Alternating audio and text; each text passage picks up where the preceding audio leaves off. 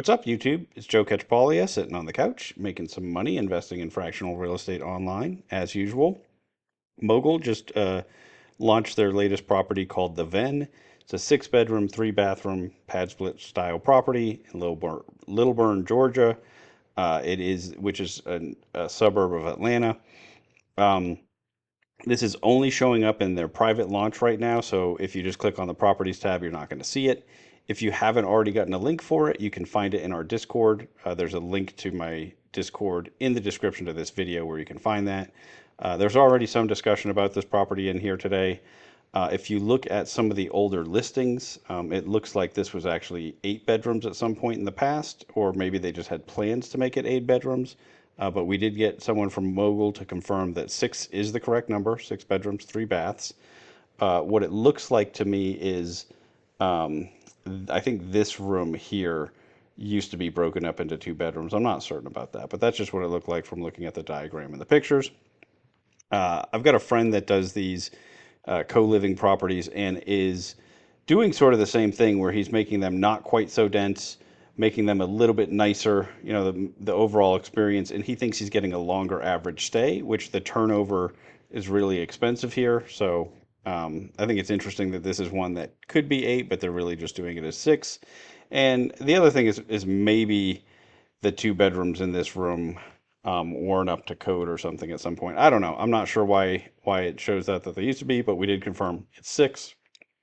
Uh, Also, there was two different numbers put out as far as for the trailing 12 numbers. There was, I think, a 57,000 and a 62. The 62 is the more recent. It's just that I think there's another month or two in that number. Um, and so it's another one where, they do have a year of history that they're using in their projections. Um, which are fantastic numbers. I actually already shut off the refinance when I was looking at this, but let's see. Yeah, 15.1% IRR. That is assuming that they get to refinance with a lower rate with 5 years out, um, and that rate being 5%. They're underwriting this at 6.75%, so it's not a huge move. And if I were betting on it, I'd say yes, it's probably will happen. I don't love that. I don't think. I guess that's their base case, but I typically don't assume I'm going to be able to refinance, and if you do, then that's even better. But it dropped it down to 14, which is still perfectly fine. Um, the other thing, their levered one yield is 10.21%. Fantastic. I don't, I always complain about this, but I don't like that they use this average yield number. And I actually think, did I change something else? No. Okay, that's right. Um, Overall, there's a lot to like about this, but I'm going to go through all the usual things, show you what I can about it, and we'll see. Uh, we'll see if we can find something to complain about. I had a hard time with the last one. I think this one's going to be relatively similar. Um, it is a little tiny market, right? It's 12,000 population, which has grown incredibly fast over the last couple of decades, especially the last between 2010 and 2020, very fast growth. Um, because I looked also at the county itself because it is um, I don't think they've seen another one in this county. The county's grown really well. Is that true? Um, or is this the main county? I don't remember. Sorry about that. Is this the one that it's part of we've looked at the Atlanta metro area quite a bit, but it's broken up into a couple different counties, and so I don't remember. Maybe this is one that we actually have looked at. Um, but really fast growth here. I'm not going to pull up Atlanta again because now at this point I've done a whole bunch in this playlist. If you haven't seen the other Mogul properties, I do have all of them organized in a playlist on this channel. And so if you can see a little bit more thoughts on the Atlanta market in general.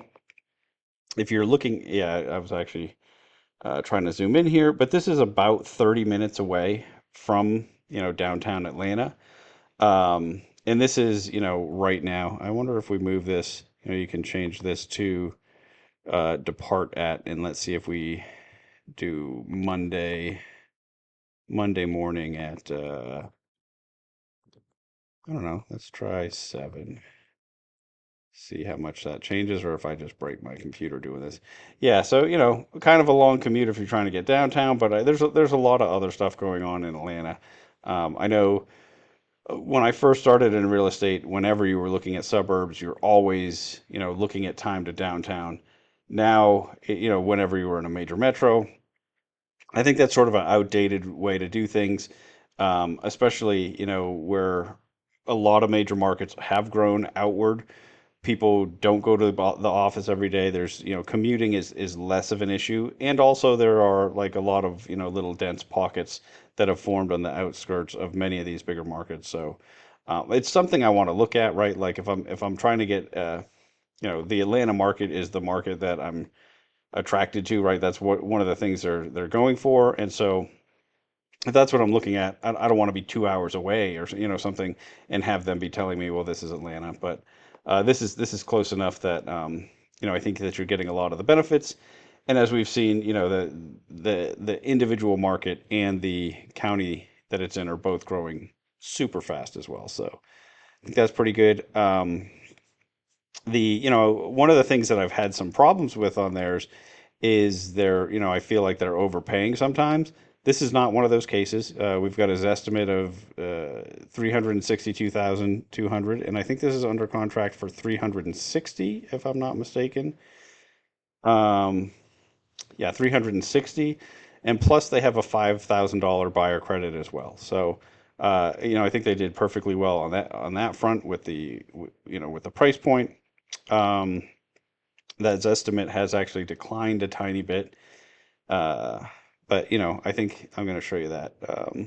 Oh, did I get rid of it? Nope. Okay, so this is the submarket Zillow home price trend, and we've seen this shape over and over again. I actually think this one's a little bit better than a lot of them we've seen. The 1 year forecast is flat over the last year. It's gone down 0.4%. This is median sale price. And so, we've talked about this quite a bit, especially in markets where there is new construction. Um, a lot of builders are putting out smaller product right now and pulling that median down. And, we see this shape in a lot of those markets. Now, if that's what's happening here, or if you're actually getting an apples to apples price decline, I honestly don't know. And you'd have to really dig into their numbers to figure that out. But whenever I've seen this shape, that's been the story in several of those markets. And at the same time too, I think depending on what happens with interest rates right now, will completely determine where this moves from here, right? The economy and interest rates will either make this go back up or stay flat for a very long time, and who really knows, right? Which is one of the reasons why for my long-term dollars, I'm really enjoying Mogul because they always have these fantastic yields, right? And they're yields that aren't just like these made up numbers. They're yields based on in-place performance in properties, and they're buying ones that they're executing the same business plan over and over again, right? A lot of these co-livings and a lot of short-term rentals, and in markets where they're already doing it and have proven operating partners and whatnot. So, I think that makes a lot of sense. And if we have to hold it for significantly longer, I'm not even going to be upset about that because the yield is really strong. We're getting the benefit of leverage appreciation over time. Once we do start to see some appreciation, it is, and we have the benefit of having a real professional team be the ones that are, overseeing this. So one of the things, I've started, I feel like I'm always saying too many nice things about Mogul. They have really become my favorite place for my long-term dollars for fractional real estate. Um, they're still really new, right? And so all sorts of things could go wrong. There are some things that we don't get the same sort of transparency into that I'd like to. We don't get to see the appraisals ahead of time. They are getting the appraisals. They're never buying one but they have appraisal contingencies and they're not moving forward on properties that don't appraise, but we don't get to see those. Um, some of the most of the time we're not seeing the property inspections ahead of time, or and when we do, We don't necessarily know how they're addressing all the issues. They have said that they do always address every issue that shows up. If you have like the style of inspection that has like the green, yellow, red, they're always addressing the red, maybe the yellows, or the some of the inspectors do it like must address or action required or something. And so those ones they're saying they're always addressing those, which is good, right? I mean that's hopefully as time goes on we get some transparency into seeing the end results of those properties, right? Other than just the financial returns that we're getting, I'd love to be able to see like over time, what do those properties look like, right? I don't know. Maybe they could do pros reports or something every once in a while. Who knows? But anyway, my point is, they're still new. So just because I say a lot of nice things about them, and I am buying a little piece of a lot of their deals, there's still, you want to do your due diligence and also to just be a little cautious because it's not necessarily a proven model yet, right? Even though so far I've been perfectly happy with them. I'm just always a conservative investor, and I don't want to be telling people to do things. I don't want to paint too rosy of a picture, right? There's still just a risk of loss here, just like anywhere else. As I mentioned that, also in the description to this video, I have links to all the other places that I'm currently investing on.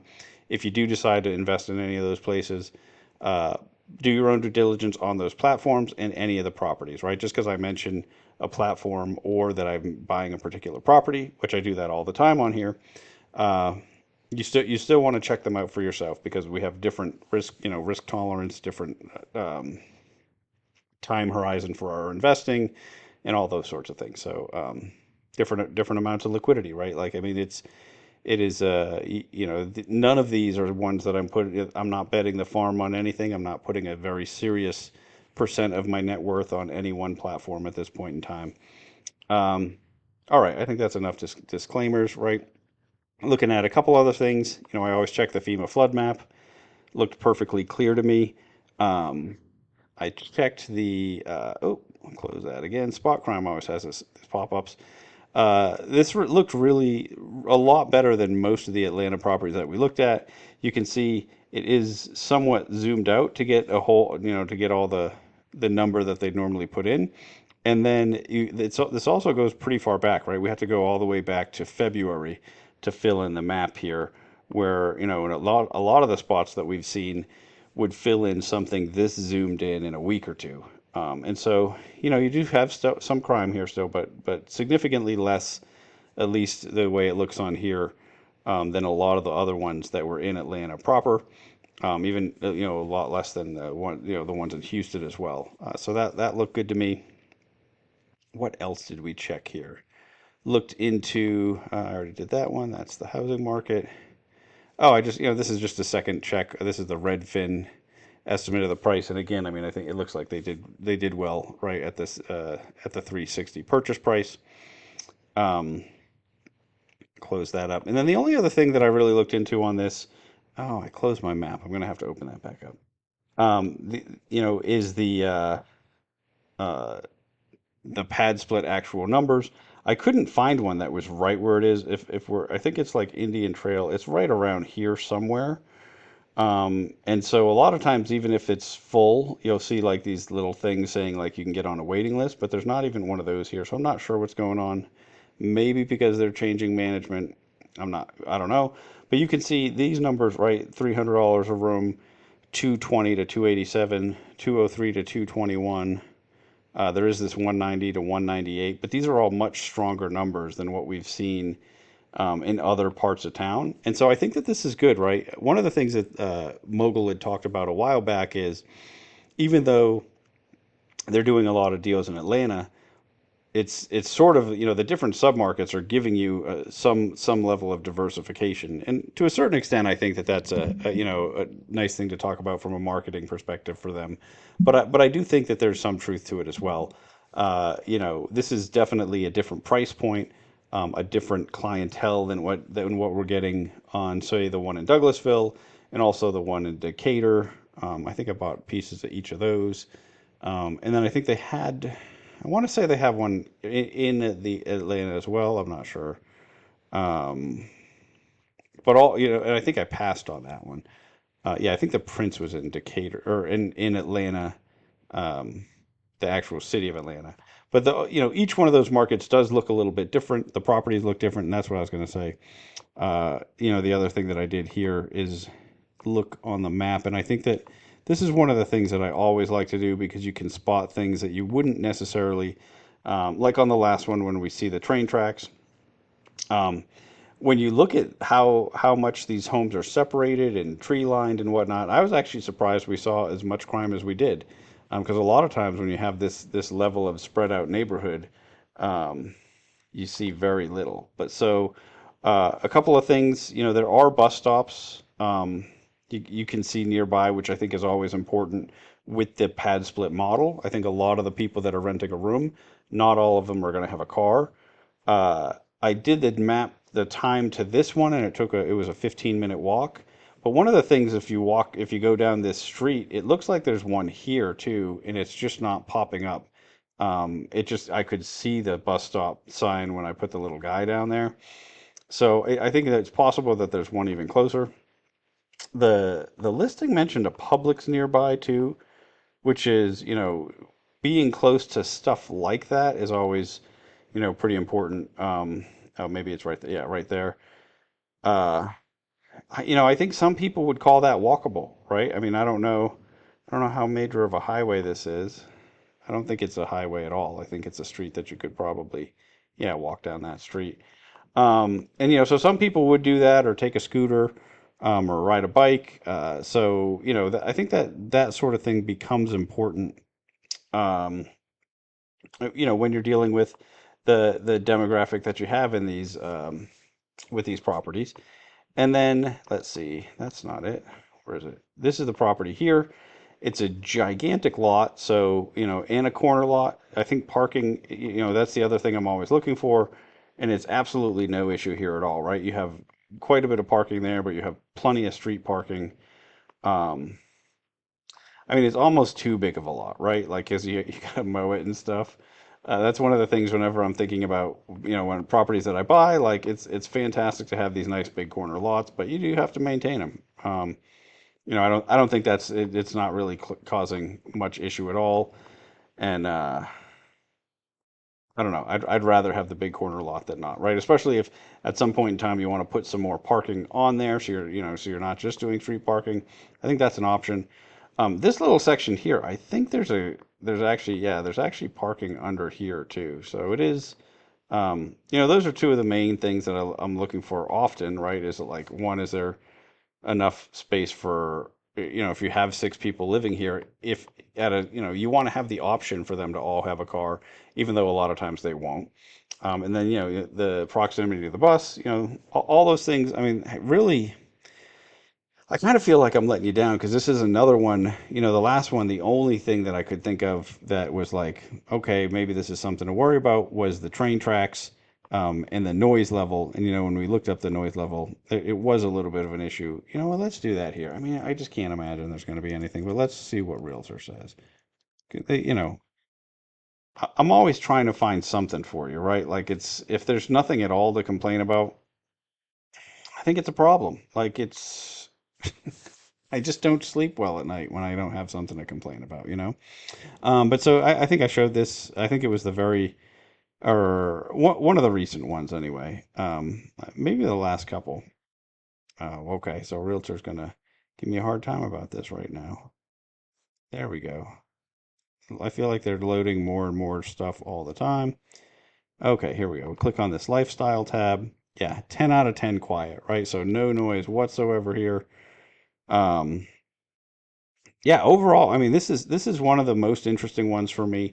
I mean, it's not their highest yield deal by any stretch. They have many that they've put out that have had a higher yield, but that's not always the most important thing to me, right? So, um, like these ones both had a higher yield. Yeah, that average was insanely high, but I think, let's see, even their, oh, I got to look at the analysis tab. Even their year one, was a very high yield, but I was worried about the valuation on that one. Oh, unexpected error. Oh, unexpected error some more. Well, that's no fun. All right, let's see if I can do it again or if my internet is having a problem. Let's click on analysis. Let's just grab the other one. They were both really the same. Okay, yeah.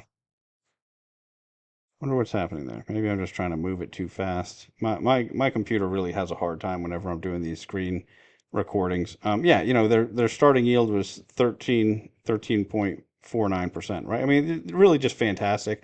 But I didn't buy into these ones because I was a little bit worried about the valuation.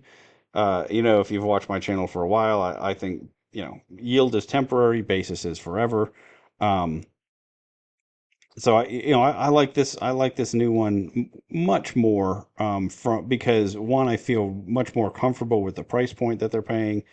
Um, one of the things that I've worried about with pad splits quite a bit is in the future, if you sell them and you want to sell it as a home for whatever reason, for if there's some reason we're no longer doing this rent by the room model, and you want to just sell it, as a, this home lends itself much more to just a normal, a non-investor purchaser, than one that's broken up into eight or nine bedrooms and needs to get converted back, right? I mean, this already has some living space, and maybe you'd have to recapture one more, one of the bedrooms or something. But in general, it gets this is set up more just like a single family home. Um, it's stretched a little less to the limit on that, and so for those reasons, I mean, I think that this is a pretty excited one. I like that it is. I have been a little bit nervous about the crime for some of them. I like that it's a different price point, right? Because a lot of the ones I've bought have been right around the $200 rent per room, or lower, and so that this area is pushing up into the higher end. Uh, yeah, I mean, I don't know. The things that could derail this obviously are when they do the inspection, if there are larger issues or something like that. But I mean, from everything that I've looked at.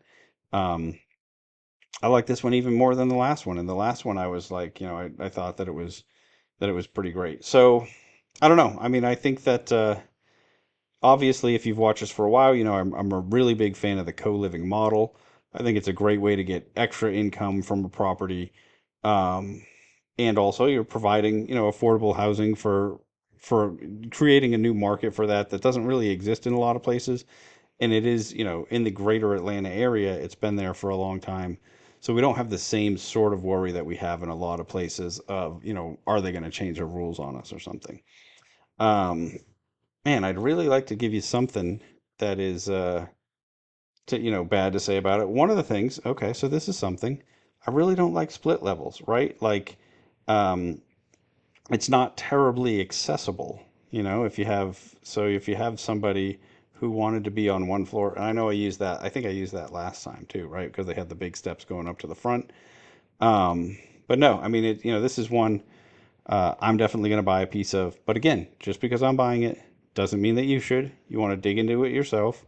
Um, One thing that would be fantastic if you do have complaints about it. I mean, it is a 1964 property or something like that, I think. Uh, Maybe I'm just making that date up. It might be. Um, let's see if we have it on Realtor. Let's see. Yeah, I'm making that date up. That's from a different one that I was looking at. I don't even remember where they put the date on. I spend more of my time in the MLS than 1970. So hey, 64, not too far off. I know which one I'm confusing it with though. It's a deal I was working on my day job today. But so it's an older property, right? Some people try to avoid those. If you're in Texas, this is ancient, right? Like we don't buy old homes like this. We buy stuff that was built 90s or newer. Not always, but a lot of investors here stick to that. Um, so that's something. I think you could complain about the architecture if you don't like it, but in general, like I'm super curious if people have dug into this and they have other things that they think that I'm missing. It is perfectly possible. Before I do these videos, I usually only spend an hour or two pulling these different things up and looking at them. Normally, before I buy, I'll dig in a little bit more. I'll wait to see if other people have brought up questions and whatnot. So please do jump in the Discord. Let me know if there's other stuff to be thinking about on this one. Um, Yeah, this is what I was talking about too. Like this, their projected yearly income on this for year one is lower than the actual trailing 12. I love that they're doing that regularly. One, it's possible with the turnover, that they're going to have a little bit of a worse year, but also too, it's just a little bit conservative underwriting, and they're still hitting good yields with doing that, and so um, why not do a little bit of under promise and over deliver? And if you've been paying attention, their deals have all been selling out. Like they're not selling out too quickly, but let's look at what they've got left at the moment of their live deals. Um, okay, this one's been up for a long time, but it's a huge raise. This one also has been up for a long time, and it's a relatively big raise. But for their pad splits, this is a pad split sold out, sold out. Uh, Both of these, yeah, this is the one. I think I bought some of this one and maybe some of this one. I'm not even sure now. I know I passed on that one. Oh, I got some of this one for sure. Um, but this is the one I was talking about. I didn't have very many complaints about that one. I thought there was a lot to like about it. But yeah, they only have a few, and this is already, maybe two, maybe it's been up 2 weeks. I don't even think it's been up 2 full weeks, and they're more than halfway sold out. Um, so I mean, it just really depends. But I think that this is another one that they're not raising a ton of money for. And so we'll probably go, yeah, total offering 202,000. I think it'll probably go pretty quickly, but I don't know. At the same time, if you've been buying a lot of these like I have, you might be starting to think, hey, I have an awful lot of pad splits in the greater Atlanta market. Um, I'm not at a point where I'm worried about that yet. I'd rather have a little piece of 20 of these than have just put all my money in one pad split in some market and then gone and pulled one in another one, right? So, um, we're still getting some level of diversification, and then also, if you're on other platforms with me as well, there's plenty of other markets, and they're also in. I bought a piece of their Mesa, Arizona one, a couple of their Houston properties, although the STRs, not their pad splits. So they're still giving you some opportunity to get some other diversification there as well.